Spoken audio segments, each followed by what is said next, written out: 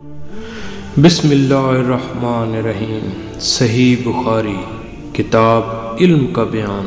باب وہ شخص جو مجلس کے آخر میں بیٹھ جائے اور وہ شخص جو درمیان میں جہاں جگہ دیکھے بیٹھ جائے، بشرطے کا دوسروں کو تکلیف نہ ہو۔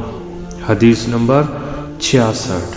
ایک مرتبہ رسول اللہ صلی اللہ علیہ وسلم مسجد میں تشریف فرما تھے اور لوگ آپ صلی اللہ علیہ وسلم کے ارد گرد بیٹھے ہوئے تھے کہ 3 آدمی وہاں آئے۔ ان میں سے 2 رسول اللہ صلی اللہ علیہ وسلم کے سامنے پہنچ گئے اور ایک واپس چلا گیا۔ راوی کہتے ہیں کہ پھر وہ دونوں رسول اللہ صلی اللہ علیہ وسلم کے سامنے کھڑے ہو گئے۔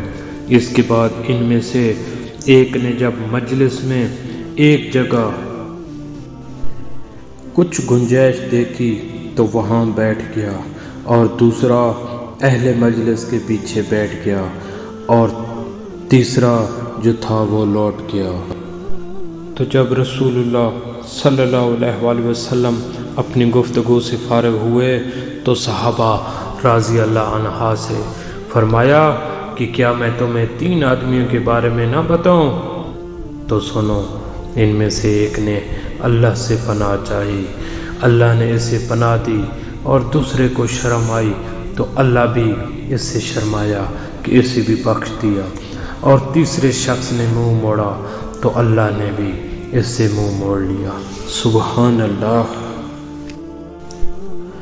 صحیح بخاری کتاب علم کا بیان۔ باب رسول اللہ صلی اللہ علیہ وسلم کے اس ارشاد کی تفصیل میں کہ بسا اوقات وہ شخص جسے حدیث پہنچائی جائے سننے والے سے زیادہ حدیث کو یاد رکھ لیتا ہے۔ حدیث نمبر 67۔ ترجمہ۔ اس لیے کہ اللہ تعالیٰ کا ارشاد ہے۔ عربی کا ترجمہ۔ آپ جان لیجئے کہ اللہ کے سوا کوئی عبادت کے لائق نہیں ہے۔ تو گویا اللہ تعالیٰ نے علم سے ابتدا فرمائی، اور حدیث میں ہے کہ علماء انبیاء کے وارث ہیں اور پیغمبروں نے علم ہی کا ورثہ چھوڑا ہے۔ پھر جس نے علم حاصل کیا اس نے دولت کی بہت بڑی مقدار حاصل کر لی۔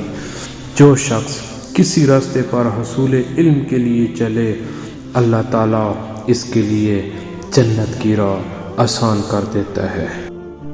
اور اللہ تعالیٰ نے فرمایا کہ اللہ سے اس کے وہی بندے ڈرتے ہیں جو علم والے ہیں، اور دوسری جگہ فرمایا اور اس کو عالموں کے سوا کوئی نہیں سمجھتا، اور فرمایا ان لوگوں کافروں نے کہا اگر ہم سنتے یا عقل رکھتے تو جہنمی نہ ہوتے، اور فرمایا کیا علم والے اور جاہل برابر ہیں؟